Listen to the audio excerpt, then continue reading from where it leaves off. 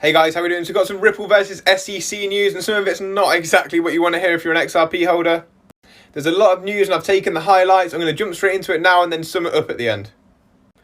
Garlinghouse and Larson's motion to dismiss are pending before the court. The parties are still conducting fact discovery. 2 motions to compel are pending before Magistrate Judge Netburn, and the parties are requesting leave to conduct 2 depositions in September. The motion to strike and motion to intervene are still pending, and the expert discovery deadline will be extended until the 12th of November 2021. Then Philan Law says, in my experience, anyone who thinks this case is getting settled anytime soon should reconsider. Not exactly great from an XRP holder perspective, but it does mean what I've said in the past is I want the price to organically run up before we see a settlement in this. If we get an organic run up to around all-time highs is what I'd be looking for, and then a dismissal on the personal cases, we could see a big explosion from that.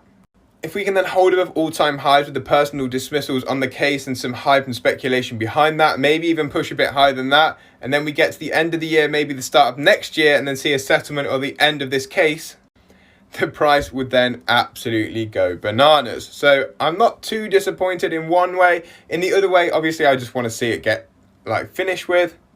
We also have this. Ripple files response to SEC's opposition to defendants' motion to compel the production of internal or intra-agency documents. Read footnote 2 accompanying text.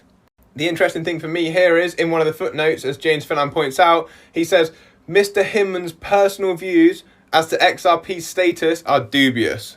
And if you're an XRP holder and you've been on Twitter for the last few days, then there's been loads and loads of information come out of when William Hinman gave that speech, and there was a different SEC commissioner at the time, or head of the SEC, who basically said William Hinman's views were the views of the SEC and that he made a great speech.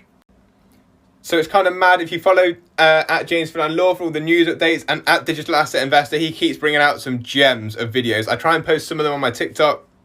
But guys, honestly, if this judge doesn't see what's happening in the community, then she's got her eyes closed. In my opinion, it's not clear cut. It's completely not clear cut.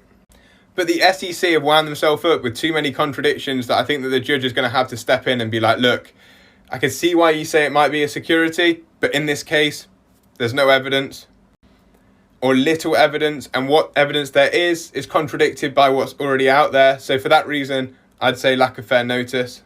But if we get an extension on the discovery phase, it will take the fair notice towards the end of the year. And I think this extension is because there are some ill lawyers or attorneys in the case. I mean, sick of health. So let's keep our eyes peeled on what's going to go on next, and follow this page if you don't already, and I'll keep you updated when I see things. Hope you enjoy, guys. Peace up, A-Town down. I'll see you in the next